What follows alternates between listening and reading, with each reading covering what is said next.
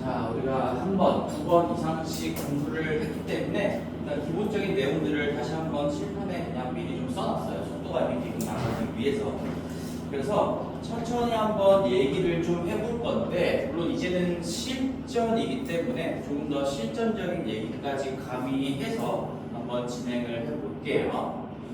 다시 한번 여기 이만큼은 내가 지우지 않고 계속 놔둘 거야. 우리 하루 종일 여기만 지우고 계속 문제만 바꿔가면서 갈 건데 요만큼은 머릿속에 그냥 완벽하게 집어넣어 놔야 되는 어떤 생각과도 같은 건 거지.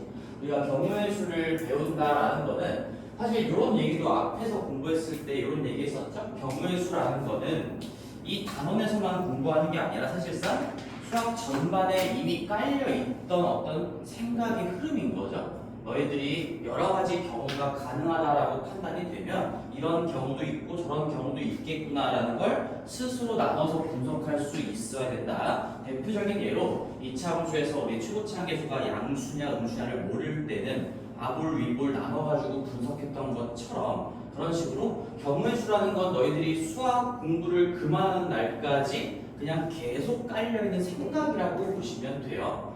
자, 그래서 지금은 그 경우의 수의 어떤 생각이 조금 더 집중된 문제들을 풀어보자는 얘기인데 가장 중요한 주제와도 같은 건 얘입니다. 빠짐없이 세자라는 거고요. 그 다음에 중복 없이 당연히 똑같은 걸 두 번, 세 번 중복해서 카운팅하면 안 되겠죠. 그리고 내가 밑에다가 체계적으로 카운팅을 하겠다 해서 체계라는 단어를 썼어요. 얘를 조금 더 풀었으면 나는 이런 식으로 얘기했던 것 같아. 우리가 이제 여러 가지 조건들을 맞이하게 될 건데 교재에는 사건이라고 나와 있을 거예요. 항상 사건이라는 건 우리가 알기 쉽게는 그냥 제한 조건이라고 생각하시면 됩니다. 어떤 시행 안에서 그 제한 조건들을 뚫고 살아남은 경우들을 카운팅하는 것이 우리의 목표가 되겠지. 그래서 그 제한 조건들을 이제 다 반영을 해서 카운팅을 해야 되는데 어떻게 하면 효율적으로 모든 것들을 잘 반영할 것인가. 그래서 효율적으로 반영하기 위한 문제풀이의 구조, 너희들의 식 구조를 얘기하는 거죠. 뼈대. 그리고 어떤 열거의 기준 같은 것들을 반드시 갖추고 있어야 된다.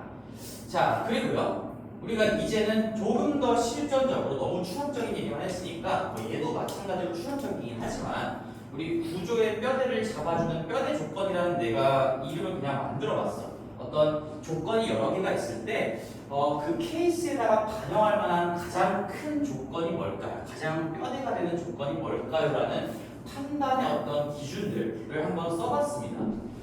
이런 것들 이제 너희들이 공부를 지금 세 번째 하는 거니까 뭐 말하는지 대충은 생각이 날 거예요. 몇 가지 예시들이. 영향력이 가장 크다. 예를 들면 우리가 방정식 문제에서 2x 더하기 y는 5가 되는 조합을 찾으세요. 그러면 우리 2x 부분이 앞에 곱해진 수가 크니까 영향력이 큰 부분이어서 거기를 시작으로 케이스를 나눠간다. 뭐 이런 얘기들, 기타 등등. 색칠 공부할 때도 우리 인접한 영역이 가장 큰 영역부터 칠하는 것이 좋다. 그런 얘기들을 다 내포하고 있는 거고요. 그 다음에 얘도 뭐 같은 의미긴 한데 이 보통 많이 언급되는 뭐 첫 번째 조건에서 A가 언급됐고 두 번째 조건에서 또 A가 언급됐고 세 번째 조건에서 또 A가 언급됐으면 A는 계속 언급되고 있기 때문에 A가 어떻다를 가지고 큰 뼈대를 나누고 가는 것이 좋지 않을까 이런 얘기예요. 이따가 문제를 또 보면서 조금 더 구체적인 예시로 확인을 하겠습니다. 그리고 뭐 얘도 당연한 얘기죠. 너희들이 딱 보자마자 얘는 그냥 케이스에다가 박아두고 가면 쉽겠다. 반영하기가 매우 쉬워 보인다. 예를 들면 우리 양 끝에 홀수가 오게끔 해주세요 라고 하면 양 끝에 홀수가 오는 거를 그냥 박아두고 시작했던 것처럼 우리 반영하기 쉬운 조건들은 그냥 케이스에다가 바로 꽂아놓고 들어가시면 좋겠습니다. 그리고 마지막 얘기는 이제 처음 한 얘기예요. 얘는 이제 실전적인 얘기로서 너희들이 여기에서 많이 힘들어할 텐데 그래서 미리 좀 깔아놓은 거야. 지금 무슨 말인지 잘 몰라도 괜찮아. 우리가 뭔가 구성을 한 다음에 그 다음에 구성이라는 건 내가 어떤 그룹들을 이제 만들어 보겠다는 거예요. 큼직큼직하게 그룹들을 나누겠다는 얘기인 거고 이렇게 크게 구성을 한 다음에 그 구성, 각각의 그룹 안에 뭐가 들어가야 되는지 구체적으로 조합을 하고 선택을 하는 그런 과정들 그런 과정의 문제가 제시가 된다면 여기서는 구성을 먼저 하는 것이 맞다라는 얘기를 하게 될 거예요. 그래서 우리는 이 구성 자체를 가지고 케이스를 나눈 다음에 그 다음에 디테일한 단계로 들어가서 선택을 이어서 하겠다. 그래서 구성 후 선택이라는 말 자체를 좀 기억하시면 좋을 것 같아요. 얘도 쌤이 그냥 직관적으로 만든 표현입니다. 구성 후에 선택을 하면 구성을 먼저 생각을 하고 고려를 하고 케이스에 반영을 하겠다. 이런 얘기인 거죠. 그래서 세 가지 외에도 더 얘기를 많이 할 수 있겠지만 대표적으로 이 큰 틀 세 가지를 좀 잡고 들어갈게요. 우리가 뼈대를 잡아주는 뼈대 조건은 영향력이 큰 놈, 많이 언급되는 놈, 반영하기 쉬운 놈, 또는 구성 후 선택의 문제에서 구성을 할 때 구성과 관련된 조건들 이런 것들을 우선적으로 생각해 주시면 될 것 같고, 자 그리고 우리 사칙 연산도 이미 한번 다 배웠으니까 쭉 정리를 그냥 한 번에 다 한번 해봤어. 너희들이 이제 덧셈, 뺄셈, 곱셈, 나눗셈을 어떨 때 쓸지 이런 거에 대한 생각은 미리 갖추고 있어야 되는 거니까 덧셈은 다들 알 겁니다. 우리가 열거된 것들을 다 취합할 때 첫 번째 경우에서 세 가지가 나왔고요. 두 번째 경우에서 다섯 가지가 나왔으면 그 세 가지와 다섯 가지를 다 취합을 해줘야 여덟 가지로 써줘야 정답이 되는 거니까요. 우리 열거된 개념들을 다 취합할 때 당연히 덧셈으로 간다. 하나하나 수집하는 과정일 거죠. 그리고 뉘앙스적으로는 이 또는이라는 5월이라는 뉘앙스를 느껴보시면 되고요. 그 다음에 밑에다가 뺄셈을 적어놨는데 아마 너네들은 이렇게 또 필기가 되겠죠? 덧셈 뺄셈은 무조건 세트로 생각하는 거예요. 우리가 케이스를 나누고 열거된 것을 수집할 때 중복된 것이 없는지는 습관적으로 생각해 주셔야 됩니다. 물론 교재에는 합의 법칙이라는 얘기가 나와 있지만 이 합의 법칙은 덧셈을 하는 과정에서 아주 특수한 경우를 얘기하는 거야. 한 번만 더 얘기를 해보면 여기 250페이지에 이번에 합의 법칙 한 번만 읽어보도록 할게요. 나는 합의 법칙이라는 얘기를 그렇게 크게 강조하지 않아요.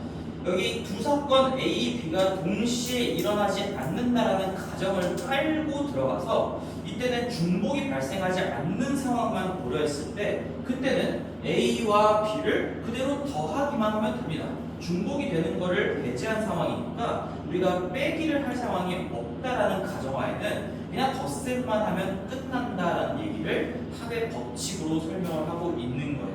그리고 참고적으로 두 사건 A, B가 동시에 일어나지 않을 때 그 A와 B의 관계를 배반 사건, 배반의 관계라고 얘기를 해요. 이제 고등학교 2학년 때 가면은 이런 용어도 배울 건데 겹치는 중복되는 일이 없는 두 사건의 관계를 배반이라고 부릅니다.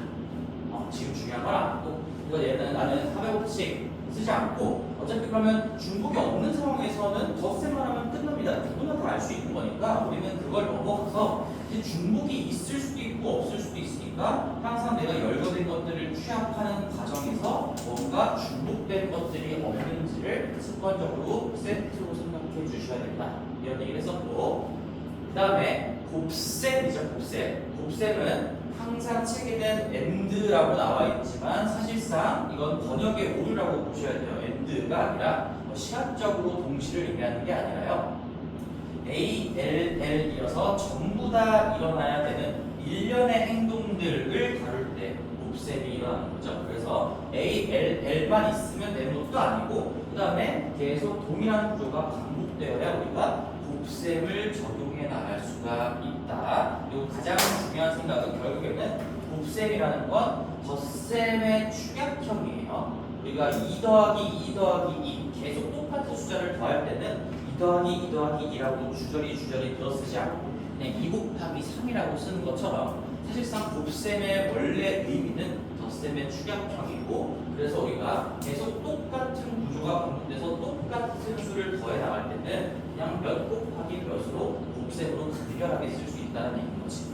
그리고 아마 책에도 이것도 적혀 있을 거죠. 이 동일한 구조가 반복되는지도 원래는 꼼꼼하게 체크를 해줘야 되겠지만 어떤 큰 추가적인 제한이 걸리지 않는다면 웬만하면 동일 구조는 다 맞춰져 있게끔 그렇게 될 수밖에 없다는 거. 그래서 웬만한 거라는 얘기는 추가적인 어떤 제한이 걸리지 않는 상황을 얘기하는 겁니다. 그냥 우리가 우리가 지금 이따 예시로 보겠지만 뭐 A, B, C 순서를 그냥 부여해 보세요라고 한다면 여기에 이제 동일 구조가 반복되는지 수용도나 등등의 어떤 바탕을 가지고 확인을 해야 되지만 사실상 그냥 직관적으로도 다 반복되고 있을 거다. 똑같은 구조가 계속 반복되고 있을 거다라고 생각할 수가 있는 거지. 그래서 너무 크게 신경 쓸 필요가 없어요. 우리는 A, L, L에만 집중하시면 되고요. 그 다음에 이제 곱셈의 의미 중에서 어떤 순서 부여의 의미를 가지고 있는 곱셈도 있기 때문에 둘 다 써놨고요. 그리고 내가 키워드로 정리해줬던 거 우리 동동순 앞 글자만 따서 내가 동일한 그룹에서 동일한 개수씩 순차적으로 뽑으면 그때의 곱셈은 순서를 부여하는 의미까지 같이 갖게 된다 라는 얘기를 했었고 예시를 가지고 다시 한번 확인할 겁니다.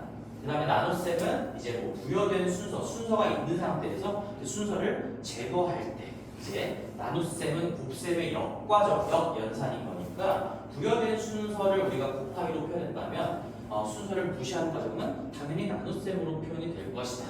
이런 얘기고요. 자, 그래서 뭐 굉장히 그냥 추상적인 글 공부를 한번 해봤고 이제 구체적인 예시들 가지고 다시 한번 쭉 복습을 한번 해볼게요. 사실 지금 당장 뭐 풍산자의 1번, 2번 푸는 것도 중요하지만 이 기본기를 가지고 가는 게 굉장히 중요합니다. 자, 그래서 첫 번째 우리 순열의 수를 한번 볼게요. 순열의 수라는 거는 뭐 별거 아니고 순서 있게 열거하는 경우의 수라고 되어 있고요. 이따 조금 더 디테일한 정의 같은 것들 그리고 표현 같은 것들은 책에서 다시 한번 확인할 겁니다. 그래서 선택 후에 순서를 부여하는 개념이다라고 생각을 하셔야 돼요. 물론 내가 선택이라는 단어를 조금 좀 뭔가 친근하게 그냥 뽑기라고 얘기할 때도 있는 거죠. 선택이나 뽑기나 같은 말인 거지. 그래서 선택을 하고 순서까지 매기는 그 일련의 과정을 순열이라는 걸로 표현을 하고 있는 거고 첫 번째 예시를 보면 A, B, C를 순서를 부여하세요. A, B, C 이 색감의 순서를 부여하세요라는 문제가 나오면 이제 그럼 사실상 이게 풀어서 얘기하면 이런 거야.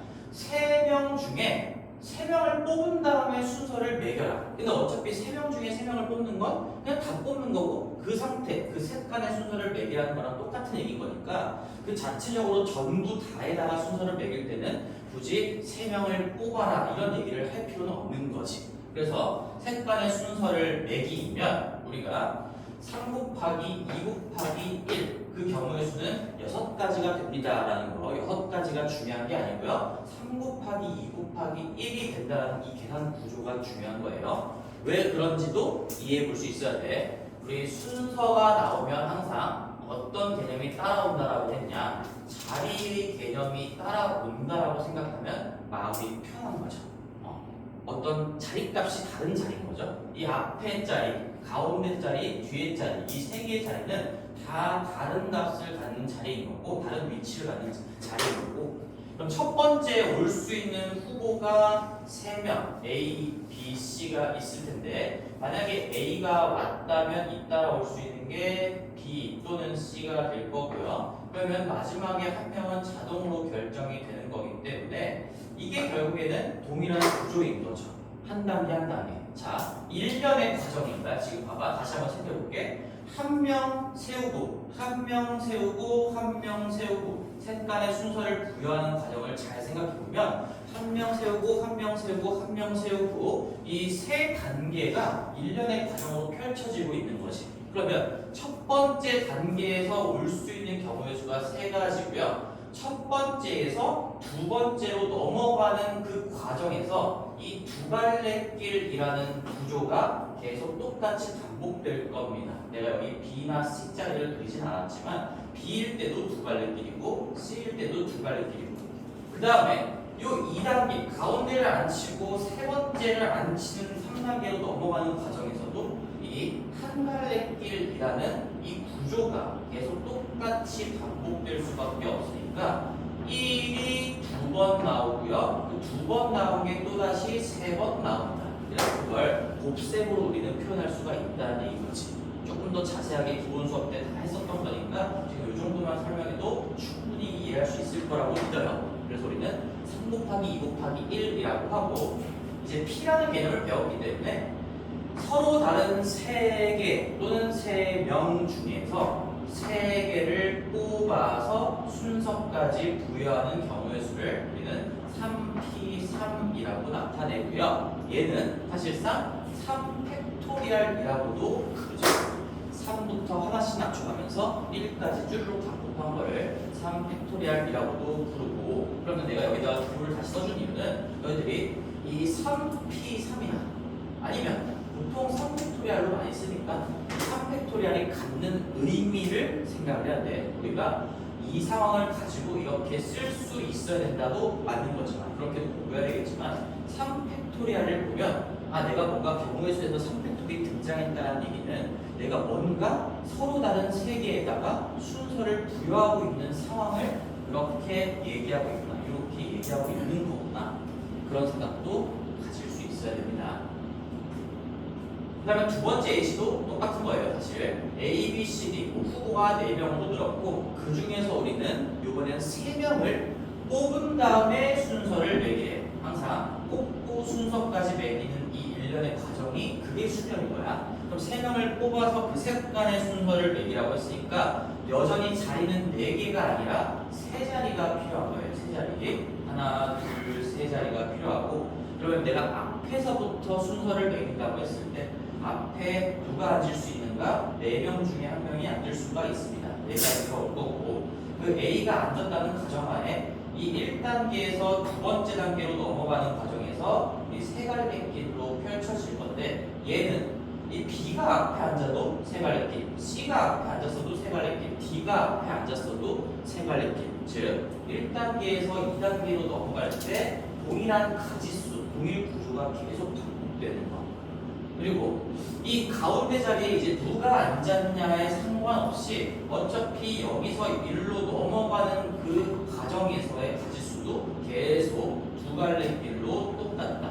뒤에 누가 따라오냐가 중요한 게 아니라 넘어가는 과정이 계속 똑같다는 게 중요한 거예요.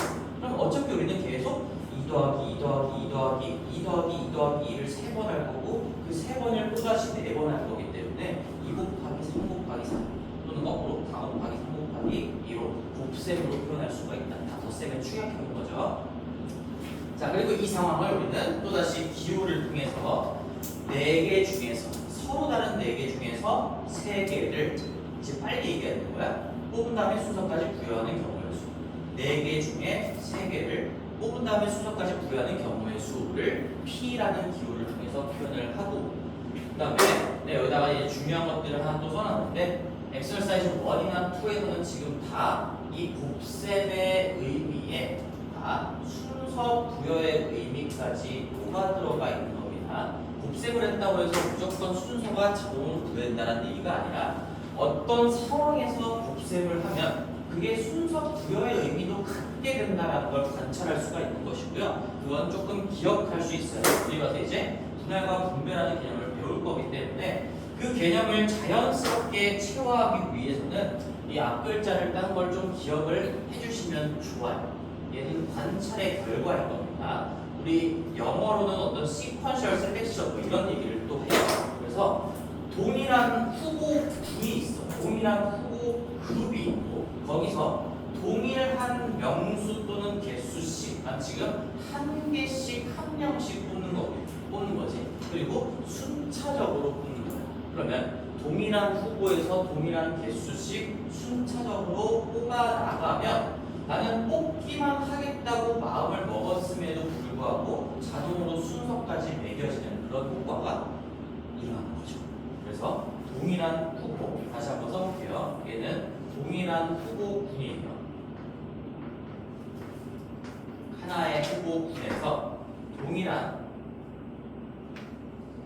개수씩, 한 개씩 또는 2개씩, 뭐 3개씩, 동일한 개수씩 순차적으로 첫 번째로 뽑고, 그 다음에 두 번째로 뽑고, 세 번째로 뽑고, 네 번째 뽑고, 이렇게 동동순을 지켜서 뽑기를 한다면, 그러면 우리는 곱셈을 했을 뿐인데 순서까지 매겨지는 효과가 있게 됩니다. 그래서 자동 순서라고 했었죠. 그래서 하나 더 외울게요. 이 동동순의 상황이 나오려면 얘는 자동으로 순서가 부여된다. 까지 기억하셔야 됩니다. 중요한 얘기인 거고, 그래요.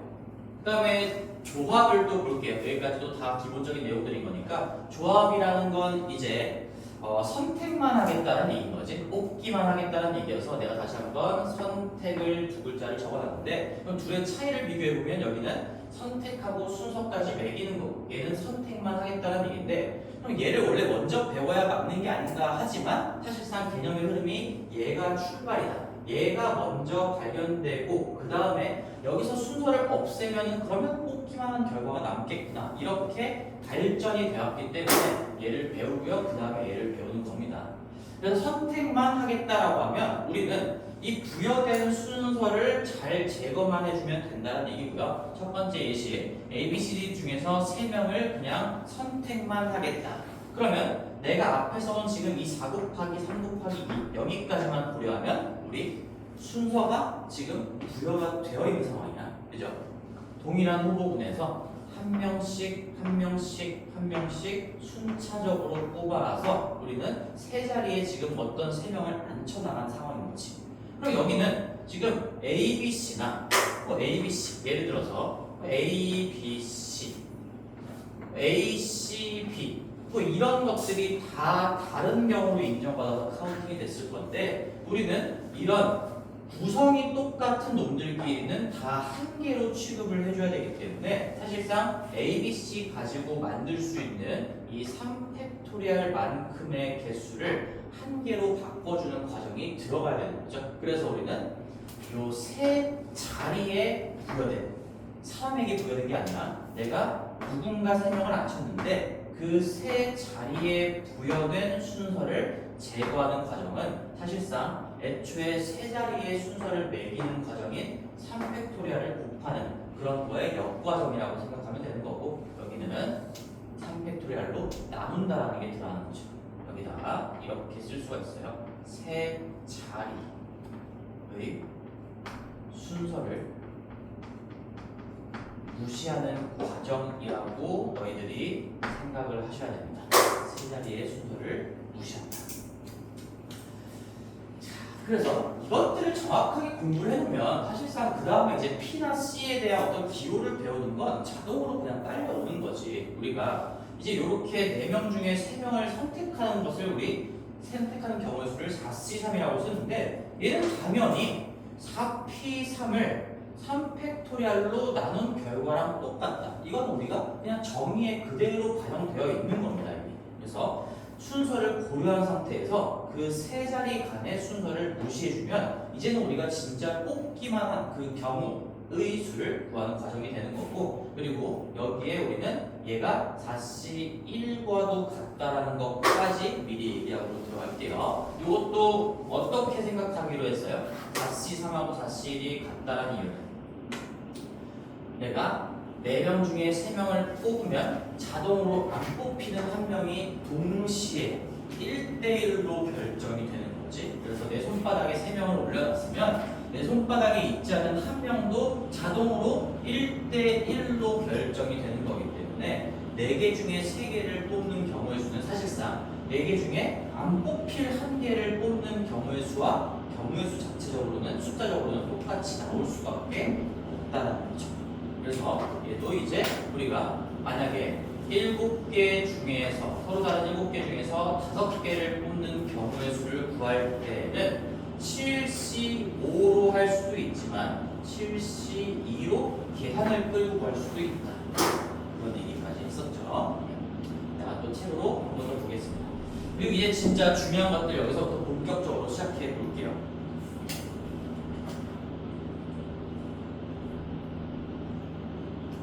다 아는 얘기에서 지렸지. 가보자. 네 번째 예시예요. 이제는 A, B, C 이 몇 간의 순서를 부여한다라고 해볼 거야. 그러면 여기서 내가 조건을 다 놨어. A는 뭐 너희들이 오해 소지가 있을까봐 이거 같고요, 구분이 안 된다. 문제도 이렇게 나올 거야. 같다라고 나올 수도 있고 구분이 되지 않습니다. 같은 걸로 보세요. 이렇게 나올 수도 있는 거지. 너희들이 스스로 조건을 가지고 판단을 하셔야 되는데, 내가 이 넷 간의 순서를 부여한다는 거를 이렇게 그냥 4명의 순서를 부여하는 거니까 4 곱하기 3 곱하기 2 곱하기 1 해서 4팩토리얼로 쓰면 즉 4, 3, 1로 쓰면 안 된다는 얘기지. 이 24가지 안에는 이렇게 요 모든 것들이 다 다른 경우로 카운팅이 되어 있을 거고 잠깐 내가 인덱스를 붙여볼게. 여기다가 A1하고 A2 사실 구분이 안 되는 건데 잠깐만 원투를 달아보면 이 A1, A2, BC하고 A2, A1, BC하고 사실상 같은 걸로 봐주세요라는 게 주문인 거잖아. 근데 이게 다 다른 경우로 반영되어서 24가지가 나왔던 거야. 그치? 우리가 순차적으로 4명, 3명, 2명, 1명 중에 하나를 순차적으로 뽑아 나가면 그건 넷 간의 순서가 다 부여가 되어버린 거니까 이 24가지 안에는 이런 것들이 다 따로따로 반영이 되어 있죠. 그렇지만 우리는 이 두 가지를 한 가지로 바꿔줘야지 진짜 정답이 되는 것이고 그럼 그 두 가지라는 게 어떻게 나왔을까라고 한다면 뭐 어떻게 보든 간에 내가 A1, A2에만 집중하면 이 둘 간의 순서를 부여할 수 있는 방법이 2팩토리얼 두 가지가 되는 거죠.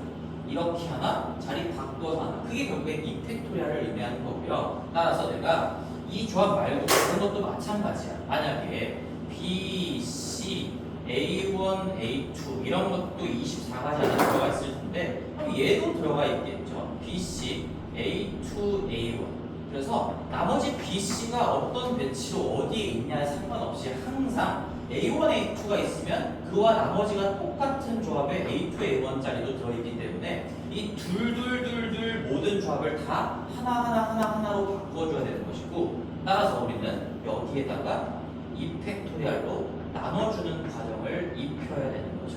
이걸 한 번에 이제 분수식으로 써보면 2팩토리얼 분의 4팩토리얼이다 라는 걸 잘 이해하셔야 됩니다. 이걸 외우는 게 아니에요. 우리가 다시 한번 말로 설명해 볼게.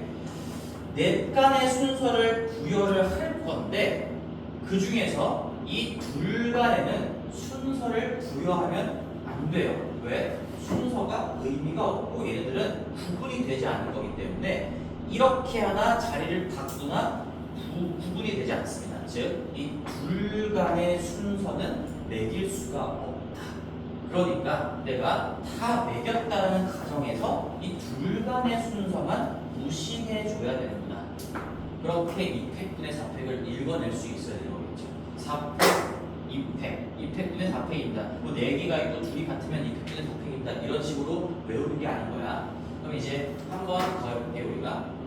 만약에 여기다가 잠깐 해볼까요? 이거 없으니까 A, B, C 이렇게 5개에다가 순서를 매기면 경우의 수는 어떻게 될까요? 라고 해보면 우리가 일단 5개의 순서를 매기는 거니까 5팩토리얼이라고 할 수 있는데 그런데 이 둘이 자리 바꾼 건 구분이 되지 않아. 즉, 둘 간에는 순서를 무시해 줘야 되고요. 그 다음에 이 둘이 바꾼 것도 구분이 되지 않으니까 이 B끼리, 이 B 둘 간의 순서도 또 무시해 줘야 되겠죠. 그래서 이렇게 바로 쓸 수 있는 연습을 하시고 거꾸로 2팩, 2팩분의 5팩을 이런 상황으로 읽어줄 줄도 알아야 되는 거죠. 그래서 이거를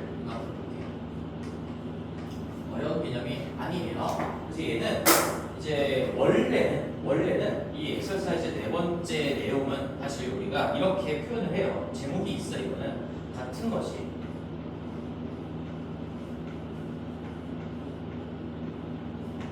있는 상황에서의 순서를 매기는 경우라고 해서 같은 것이 있는 순열이라고 그냥 제목이 달려있고 너희들이 고등학교 2학년의 통을 배울 때 보게 될 겁니다. 그럼 이게 이제 선행이냐? 왜 공통수학원에서 이걸 가르치냐? 이걸 내니까요.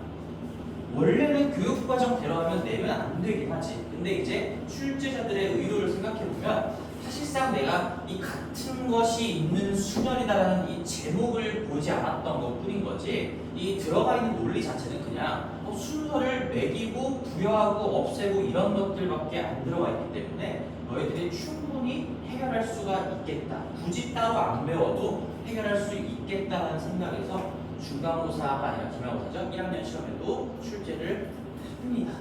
해요. 그래서 우리는 뭐 어찌됐건 저찌됐건 공부를 완벽하게 해두셔야 돼요. 같은 것이 있는 상황에서 순서를 매겨라라는 문제가 나오면 그 구분되지 않는 것 간의 순서는 너희들이 그 추후에 무시를 해주는 과정이 덧붙어야 된다. 이런 얘기 정리해 두시고요. 다섯 번째로 넘어가겠습니다. 다섯 번째. 자, 다섯 번째도 문제를 한번 읽어볼게요. 하나 읽으면 A, B, C, D 간의 순서를 부여할 건데 이번에는 조건을 달았어요. 순서를 매기긴 할 건데 줄 세우라는 얘기인 거지. A는 B에 무조건 왼쪽에 있게끔만 줄 세워라. 이런 얘기예요. 그러면 만약에 이 조건이 없었다면 넷 간의 순서를 매기는 거니까 우리 똑같이 4팩토리알이 될 겁니다. 그래서 잘 생각해봐. 우리 A는 B의 왼쪽에 와야 됩니다라고 조건으로 못을 박아버렸잖아. 그럼 이 24가지 안에 내가 대표적으로 두 개만 끄집어 볼게요. 여기에 A, B, C, D 이렇게 줄 서 있는 것도 24가지 안에 들어가 있을 거고, 그 다음에 B, A, C, D 이런 것도 24가지 안에 들어가 있을 거야. 하나만 더 써볼게. 우리가 C, A, B, D 얘도 있을 거고요. C, B, A, D 얘도 있을 겁니다. 그러면 이렇게 모든 것들을 다 해봤을 때 24가지인데요. 그 중에서 우리는 A는 반드시 B의 왼쪽에 있는 것만 세주세요라고 했기 때문에 여기서 누가 탈락하는지를 너희들이 생각할 수가 있겠지. A가 B의 왼쪽에 있는 얘는 오케이야. 얘는 괜찮아. 근데 얘는 탈락이에요. 그리고 마찬가지로 이 나머지 C, D는 다 똑같은 상황에서 이제 A, B만 자리 바꾼 거 이 두 개의 조합을 그냥 세트로 봤을 때 얘도 살아남게 될 건데 얘는 죽게 돼버려요. 이게 왜 그럴까라는 걸 생각을 해봐야 돼. 그러면 나머지 여기 조건에 들어있는 A, B 말고 나머지 C, D는 신경 쓰지 말고 우리가 A, B에만 집중을 해봤을 때 이 A, B는 항상 이렇게 되거나 자리 바꾸거나 두 가지 경우의 수가 나오게 될 건데 그 둘 중에 하나는 반드시 탈락시켜라라는 얘기인 것이. 반드시 탈락시켜라라는 얘기가 지금 A는 B 왼쪽에 있는 것만 골라주세요 라는 거랑 같은 말인 거예요. 그러면 얘도 이렇게 되겠네. 우리가 두 개의 조합 중에서 하나를 탈락시키면 결국에는 둘을 하나로 바꾸고 둘을 하나로 바꿔야 되는 거니까 얘도 똑같이 2로 나눠주는 과정, 즉 2팩토리얼 분의 1을 곱하는 과정이 붙겠다는 거예요. 그래서 이 개념적인 논리가 이 엑설사이즈 4번하고 5번하고 완벽하게 똑같습니다. 잘 들어봐 이제. 그래서 중요한 얘기 할 거야. 굉장히 중요한 거죠. 굉장히 중요한 겁니다. 굉장히 어마무시하게 중요해요.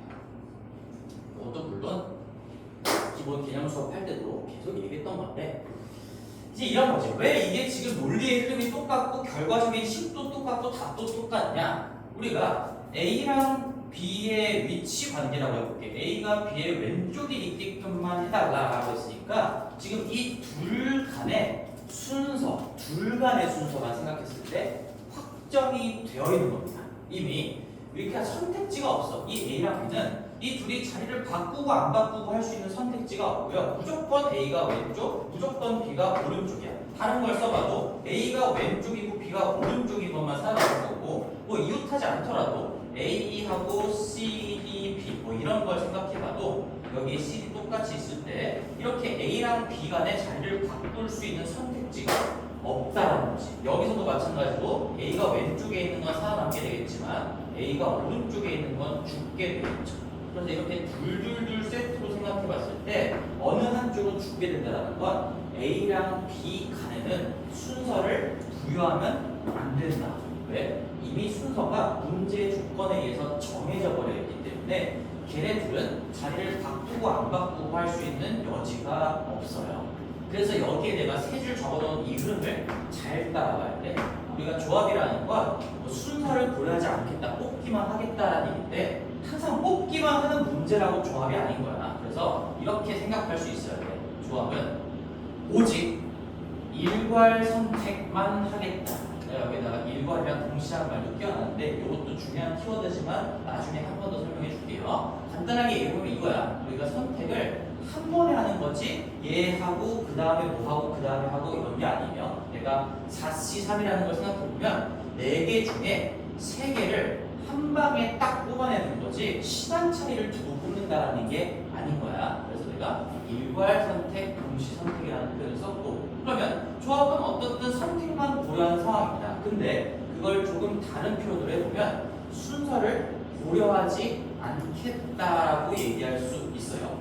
그리고 똑같은 흐름으로 똑같은 표현으로 조금 다른 표현으로 이어가 보면 순서에 의미를 두지 않겠다라는 얘기죠. 근데 얘랑 같은 말이 또다시 순서가 이미 고정되어 있다라고 볼 수도 있다. 순서가 이미 고정이 되어버리면 얘는 바꿀 수 있는 여지가 없기 때문에 순서의 의미가 사라지는 거고 그럼 순서를 고려할 필요가 없어지는 거고 그러면 조합의 개념으로 가야 된다는 거지. 지금 이 엑서사이즈 5번이 그 내용이에요. A와 B 둘 간에는 순서가 이미 확정나 있기 때문에 고려할 여지가 남아있지 않다. 그래서 우리는 이 A랑 B 둘은 그냥 같은 것으로 취급하고 풀면 얘랑 똑같은 논리를 이어갈 수가 있다. 여기다가 한 마디 더 적어서 얘는 같은 것으로 순서가 이미 고정되어 있는 놈들끼리는 같은 것으로 간주한다 라고 나와 있고요. 나도 그렇게 가르치고 있고 너희들도 그렇게 배우게 되죠. 그래서 얘는 방법적인 개념이고 어떤 방법론이고 아이디어라고 할 수가 있겠죠. 둘 간의 순서가 확정이 나 있고 고정이 되어 있으면 둘이 바꿀 수 있는 여지가 없어. 그러면 어차피 둘 간의 순서가 의미가 없다는 얘기니까 우리가 방금 배웠던 엑서사이즈 4번처럼 이 둘을 그냥 같은 걸로 취급하고 풀어도 똑같겠구나. 따라서 우리는 엑서사이즈 5번을 이렇게 풀 수 있는 거지. 사실상 A, C, D를 줄 세운다라고 생각해도 똑같다라는 거야. 이렇게 생각을 해도 똑같다는 거지. 그치? 그러면 어차피 얘네 둘 간의 순서가 없는 상태만 고려가 될 거니까 우리는 또다시 결과는 왼쪽의 엑서사이즈 4번이랑 똑같죠. 이 부분의 선택입니다.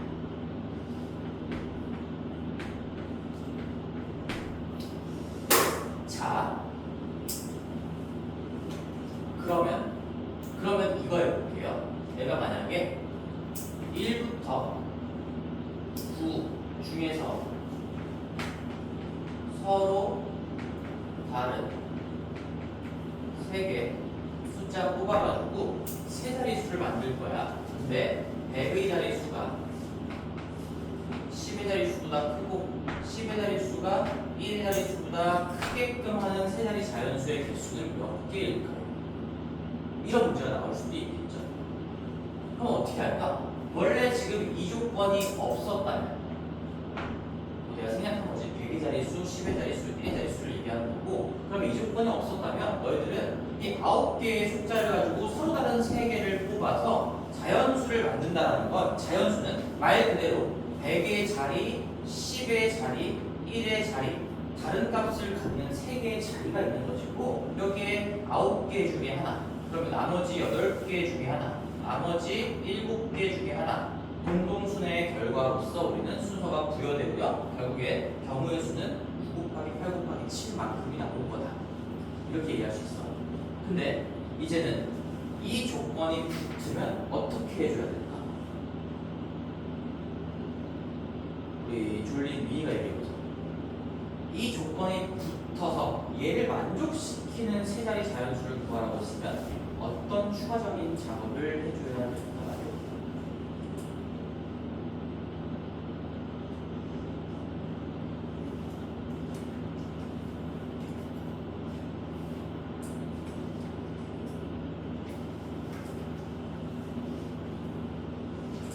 주위에 어떤 작업을 해주면 될까요? 잘 모르겠어? 자, 그러면 또 이렇게 생각해볼게. 자, 내가 여기서 모든 경우의 수를 다 고려한 게 9 곱하기 8 곱하기 7이야. 그러면 이 중에 여기에 들어있는 걸 대표적으로 내가 써보면 여기서 3개를 뽑는데 그 3개를 1, 2, 3을 뽑았다고 해볼게. 그럼 내가 1, 2, 3 가지고 만들 수 있는 자연수가 봐봐. 1, 2, 3도 있고 1, 3, 2도 있고요. 2, 1, 3도 있고 2, 3, 1도 있고 3, 1, 2도 있고 3, 2, 1도 있어. 그치? 이렇게 얘기했지? 이 6가지를 한 세트로 보면 이게 몇 세트가 만들어지면서 이만큼의 경우의 수가 자리 잡게 되는 거야. 1, 2, 3 가지고 만들 수 있는 자연수 다 들어있을 거고 1, 2, 4 가지고 만들 수 있는 자연수 다 들어있을 거고 1, 2, 5, 2, 3, 4, 2, 3, 5, 3, 4, 5, 4, 5, 6 이렇게 3개를 가지고 만들 수 있는 조합이 다 여기에 들어있을 건데 근데 여기서 100의 자리가 10의 자리보다 10의 자리가 1의 자리보다 크게끔 하는 거는 딱 얘만 살아남는 거지. 얘만 살아남는 거지. 나머지는 다 죽어요. 그렇지? 이게 왜 그럴까? 그러면 결국에는 이 원래 세 자리가 된 순서를 부여하는 6가지 이게 결국에는 3팩토리얼 가질 수 있는 거거든요. 이 6가지가 나오는 게 3팩토리얼이에요. 3 곱하기 2 곱하기 1 얘를 한 가지로 바꿔줘야 된다는 얘기잖아. 그럼 이 6개를 하나로 6개를 하나로 바꾸면 정답은 결국에 얘를 3팩토리얼로 나눠준다라는 얘기인 건데 이거를 이해를 이제 잘 해야 된다. 무조건 외우는 게 아니라 왜 3팩토리얼로 나눠주면 이 조건을 만족시키는 그런 자연수의 개수가 될까? 자, 다시 한번 얘기해 볼게. 지금 내가 100의 자리, 10의 자리, 1의 자리의 위치, 순서가 이미 확정되어 있어요. 무슨 얘기냐? 내가 이 9개 중에서 세 자리를 구성할 3개의 숫자를 뽑는다고 해볼게. 여기 지금 예를 들어 1, 2, 3을 뽑을 거야. 그러면 이 3개가 뽑혔잖아. 얘네들은 자리를 바꿀 수 있는 여지가 없어요. 무조건 그 중에 제일 큰 게 100의 자리에 꽂혀야 되는 거고 그 중에 두 번째로 큰 게 10의 자리에 꽂혀야 되는 거고 가장 작은 게 1의 자리에 꽂혀야만 하는 거야. 그래야 이 조건을 만족시키게 되면서 결국 이 3개 간의 순서가 의미가 없어요. 왜? 이미 조건에 의해서 고정되어 있거든요. 그래서 이게 만약에 이 세 간의 순서를 바꾸는 게 자유로우면 그러면 답이 이거였겠지. 근데 이 3개 간의 순서를 뒤죽박죽 바꿀 수가 없다. 하나로 그냥 고정이 못이 박혀버린다. 내가 만약에 후보를 뭐 5하고 7하고 9로 뽑았어. 이 3개로 만들 수 있는 세 자리 자연수는 여전히 3팩토리얼 6개가 있을 거야. 6개가 있겠죠. 하지만 이 조건이 붙으면 이 100의 자리에 무조건 9가 꽂혀야 되고요. 여기에 무조건 9가 꽂혀야 되고요. 7은 무조건 여기로 와야 되고요. 5는 무조건 여기로 와야지만 이 조건을 통과하는 경우가 될 거라는 얘기야. 그래서 이 세 자리가 내가 이걸 이제 3개의 자리에 앉힐 거잖아. 이 앉히는 과정에서 세 자리 간의 순서는 이미 고정되어 있고 확정되어 있다. 그래서 우리는 바꿀 여지가 남아있지 않다는 얘기야. 그러면 세 자리 간의 순서를 무시해 주기만 하면 우리는 이 조건을 만족시키는 경우의 수가 제대로 구해지게 되겠죠. 그래서 이 엑서사이즈 5번이랑 거의 똑같은 문제인 겁니다. 거의가 아니라 완벽하게 똑같은 논리가 들어가 있는 거죠. 여기도 이 둘 간의 순서가 확정되어 있고 고정되어 있다. 그러니까 저 둘 간의 순서를 무시해 준 거고 여기도 내가 이제 3개를 뽑은 다음에 세 자리에 앉혀야 하는데 이 세 자리에 어떻게 앉힐지를 생각해 봤을 때 누가 어디 앉고 누가 어디 앉고 누가 어디 앉을지가 이미 고정이 되어버린다는 얘기예요. 이 자리 간의 순서를 바꿀 수 있는 여지가 없다는 얘기지. 그래서 이거 계속 중얼거리면서 공부하셔야 돼요. 엄청나게 중요한 거고요. 경우의 수에서 이제 변별이 되면 이걸 정확하게 이해하고 어떤 상황에 이 개념을 적용해야 되는지를 판단할 수 있는가 이런 걸 가지고 변별이 될 겁니다. 순서가 이미 고정되어 있으면 순서가 의미가 없다는 얘기고요. 순서를 고려하지 않아야 된다는 얘기고요. 그러면 조합으로 가셔야 된다는 얘기지. 순서를 있다면 무시해줘야 된다는 얘기죠. 들어가 더 있다면 아직까지 완전하지 않은 친구들도 있을 것 같아요. 그래서 이제 또 문제를 보면서 계속 볼 거니까 다시 한번 생각해보는 시간을 갖게 될 겁니다. 자, 그 다음에 우리 지금 시간이 아직 얼마 안 됐네. 왜 이렇게 피곤하냐? 너희들 지금 시간 뭐 40분도 안 됐는데 40분밖에 안 했는데 거의 뭐 다 기절 직전이네. 예성이는 뭐 거의 흰자밖에 안 보이고 위에 있는 거 아예 눈 감고 있고 혜민이랑 은서만 또만큼만 한가? 지민이도 또만큼만 한가? 그냥 자 그렇습니다. 그래서 얘도 자 보세요. 그래서 여기 같은 것이 있는 순열이라고 내가 제목을 달아놓고 이 개념 자체를 이해하고 나서 또 너희들이 추가로 공부해야 되는 건 이 경우도 이런 문제도 아까 이거 문제도 여기 내가 지워버렸네. 지금 엑설사이즈 4번은 대놓고 같은 것이 있는 순열인 거고 이 엑설사이즈 5번은 대놓고 같은 것이 있는 순열은 아니야. 순열은 아니야. A, B, C, D라고 되어 있는데 이 조건 때문에 같은 것이 있는 순열의 상황과 사실상 물리적으로 똑같다는 얘기인 거지. 그래서 얘를 봤을 때 이거 엑설사이즈 4번 내용이구나라고 판단할 수 있는 힘을 길러야 된다는 얘기지. 엄청나게 중요합니다. 내가 지금 중요한 얘기 몇 번째 하고 있는지 모르겠는데 너희들이 그렇게 좋을 때가 아니란 얘기야. 이걸 지금 받아들이지 못하면 경우의 수 작살나. 언제 작살나냐? 지금만 작살나는 게 아니야. 고2, 고3 내내 작살납니다. 너희들 경우의 수 고1 때 배우고 끝나는 게 아닌 거는 알고 있지.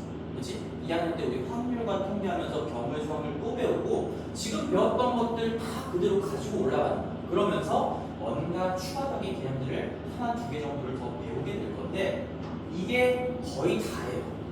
우리 중학교 2학년 때 배웠던 걸 생각해보면 중학교 2학년 때 이거 다 배웠어. 근데 이런 것들을 조금 더 추가적으로 배운 게 고1 과정이고 사실 이것도 고2 내용이긴 해. 근데 고2 가면은 조금 더 배우게 되는 거지. 아주 조금씩 추가가 되는 게 이 경우의 수의 흐름이라고 생각하시면 돼요. 그럼 거꾸로 얘기하면 지금 여기서 안 되면 고1 기말고사 어떻게 딱 끝난다고 해서 끝나는 게 아니라 그냥 이 수학 라이프가 굉장히 힘들어진다 그런 얘기입니다. 자, 마지막 엑서사이즈 6번까지 하고 잠깐 쉬었다 갈게요. 자, 여기도 이제 실전의 내용으로 내가 추가를 한 건데 얘는 별표를 3개 정도 받을까? 잘 들어봐. 이게 이제 너희들의 첫 번째 고백. 내가 생각했을 때 첫 번째 고백가 아니었나? 이미 고백가. 두 번째 고백이라고 하지 않아요? 두 번째 고백이야. 자, 상황을 잘 비교해봐. 내가 이 예시를 간단하게 만들었어도 굉장히 이 자연스러운 흐름을 가지고 만든 거거든. 자연스럽게 빌드업을 해가는 과정인 건데 얘는 A, A, B, C 여기에 구분되지 않는 거 여기 써놓지는 않았지만 같은 것으로 다 보는 겁니다. 같다예요. 같은 것이 있는 상황에서 이번에는 두 개를 뽑기만 하지. 얘는 같은 것이 있는 상황에서 순서를 부여하자, 줄을 세우자고 했으니까 뭔가 내가 그냥 다 다르다고 생각한 다음에 여기에서 이 둘간의 순서만 무시해주면 뭔가 하나의 분수식으로 이렇게 끝나게 되죠. 근데 얘는 어떨까를 생각해볼게. 내가 이 하나의 어떤 분수식, 어떤 하나의 곱셈으로 처리할 수 있을까를 생각을 해보면 잘 봐봐.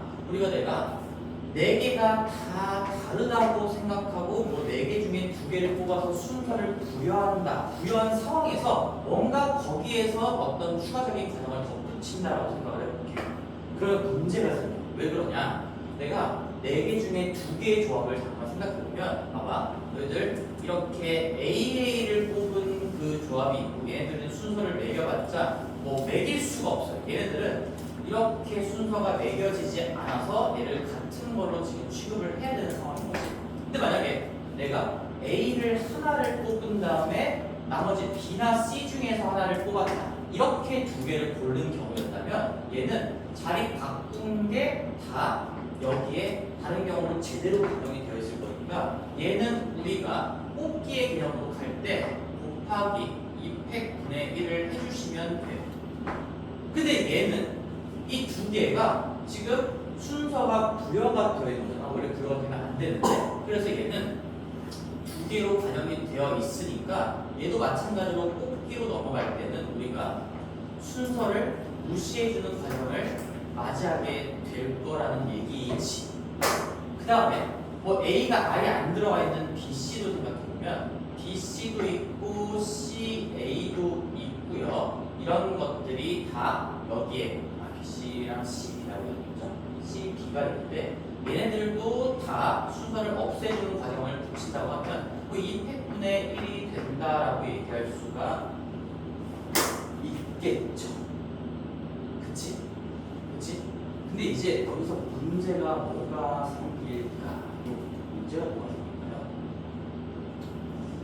자, 봐봐. 내가 잠깐 인덱스를 붙여볼게요. A1이랑 A2라고 생각해보면 너희들 여기를 뭐 잘 풀이할 건 없을 것 같아. 일단 결론적으로 얘기를 정리해줄 거니까 봐봐. 내가 단순하게 이렇게 A, B, BA를 적었지만 사실상 여기에는 이게 A1B일 수도 있고 A2B일 수도 있어. 그치? 근데 이거는 구분을 해줘야 되는 거니 안 해줘야 되는 거니? 안 해줘야 되는 거지. 안 해줘야 되는 거지. 그럼 얘네들은 다 구분이 되어 있는 상태에서 출발하든 아니면 뭐 구분이 안 되어 있는 상태에서 출발하든 지금 이 경우랑 이 A 하나와 나머지 BC 중에 하나를 취하는 경우랑 그 다음에 A를 고르지 않는 경우랑 이 분석의 방향 자체가 다 다를 수밖에 없어요. 디테일하게 들어가면 얘네들은 요놈들까지도 구분하지 않아야 되는 거고 그러면 무슨 말이야? 이제 얘네들 간의 좌우 순서까지도 무시해야 돼. 나는 그러면 A1하고 B랑 A, B하고 A2 뭐 이런 것들도 다 같게 봐야 되는 거란 말이지. 생각이 굉장히 복잡해져. 내가 A 하나를 끼고 있고 나머지 중에 하나를 끼고 있는 조합을 생각해보면 뭐 순서가 있는 상태에서 없애는 과정을 가든 아니면 기본적으로 뽑기만 한 상태에서 추가적으로 이 둘 간의 구분이 안 되는 걸 고려하는 걸로 가든 간에 이 사고의 흐름 자체가 굉장히 복잡하고요.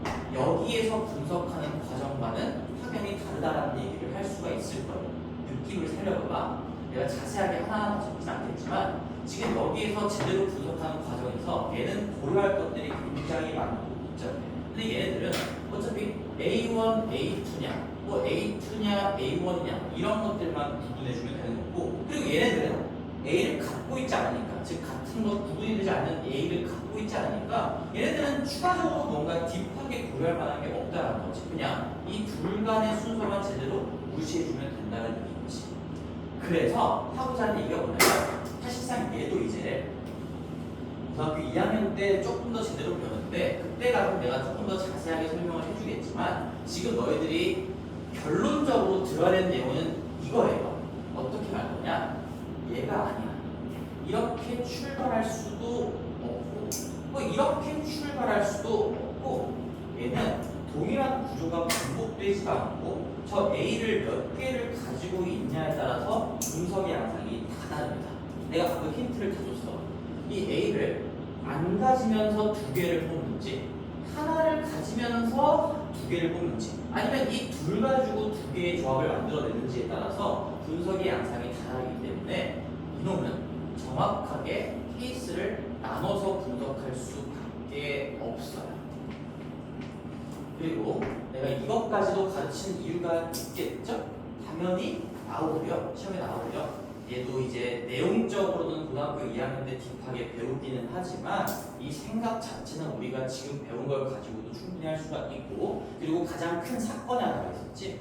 모의고사, 고1 모의고사에서 이 개념을 내버렸어. 그래서 그 후에 모든 내신 기출에서 모든은 아니지만 아주 많은 학교에서 이 유형을 출제를 하기 시작했습니다. 그게 작년이에요. 그러니까 올해 시험에 나올 가능성이 유독 높겠죠. 그러면 이건 어떻게 이해할 수 있냐? 제목을 내가 너희들이 공부하기 쉽게 제목을 달아볼게. 얘는 같은 것이 있을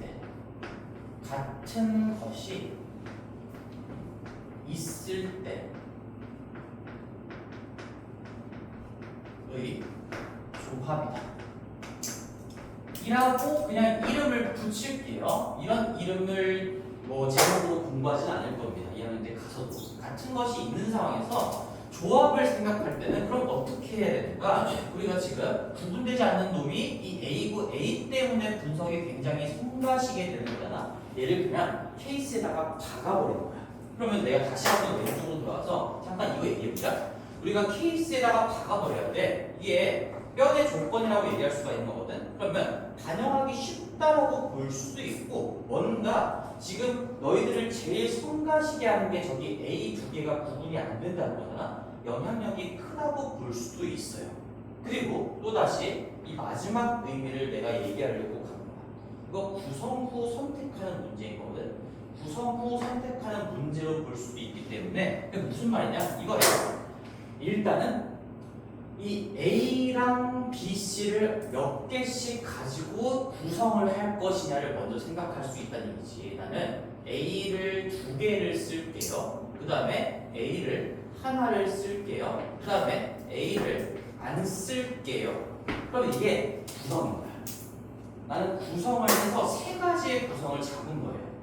그런 다음에 이제 정확하게 선택을 마무리를 지어주면 됩니다. 이 경우는 내가 A를 두 개를 쓸게요 했으니까 여기서 몇 개 나올까? 한 개 나올까? 한 개. AA. 그냥 AA 두 개 고르는 거. 이 조합 한 개 나오겠지? 그 다음에 A를 한 개만 쓸게요. 한 개만 써서 두 개를 완성시킬게요. 여기서 이제 선택을 마무리하면 A, B, A, C 두 개밖에 안 나와요. 그렇지? 이 두 개가 사실상 엄청나게 복잡한 생각이 들어간 두 개인 거야. 너희들은 요 AB랑 이 AB도 다 같은 걸로 봐야 되는 거고 그 다음에 AB랑 BA도 다 같은 걸로 봐야 되기 때문에 구분이 안 되는 것도 구분하지 말아야 되고 순서도 무시해야 돼요. 그러니까 되게 복잡한 두 단계의 생각이 들어가서 우리는 두 개인데 얘는 노가다로 가시는 게 좋습니다. 그리고 노가다가 쉬울 거예요. 그 다음에 A를 안 쓰는 거에 보면 요거 BC 남은 거 두 개. 여기 내가 문제를 간단하게 만들었으니까 얘는 BC로 만들 수 있는 조합 한 개밖에 없겠죠. 따라서 이 문제의 정답은 네 가지가 나온다는 얘기지. 자, 그럼 너희들은 이 풀이 과정, 지금 내가 마지막에 써놓은 이 풀이 과정을 다 써놓고 통째로 그냥 기억을 해버려야 돼. 자, 핵심은 이거야. 같은 것이 있을 때의 조합. 문제가 나오면 얘는 그 구분되지 않는 거를 몇 개를 뽑아서 구성을 하느냐에 따라서 분석의 양상 자체가 다 미묘하게 다릅니다. 그래서 한 방에 어떤 곱셈을 가지고 한 방에 어떤 공식으로 처리할 수가 없다는 얘기고 뭐 여기에다가 곱하기 몇 하면 되겠지 여기에다가 추가로 뭐를 나누면 되겠지 이런 생각으로 갈 수가 없다는 얘기예요. 무조건 케이스를 나눠야 돼요. 그래서 다시 한번 적어볼게. 얘는 구성을 먼저 한 다음에 그 다음에 선택을 마무리하는 과정으로 풀어야만 합니다. 완벽하게 이해가 되지 않더라도 결론이라도 지금은 꼭 기억해야 돼요. 구성을 먼저 한 다음에 이 구성을 먼저 한다는 게 케이스를 나눈다라고 보여지는 거죠. 지금 케이스를 이렇게 A 두 개를 쓸 때, 하나를 쓸 때, 안 쓸 때로 케이스를 나눈다.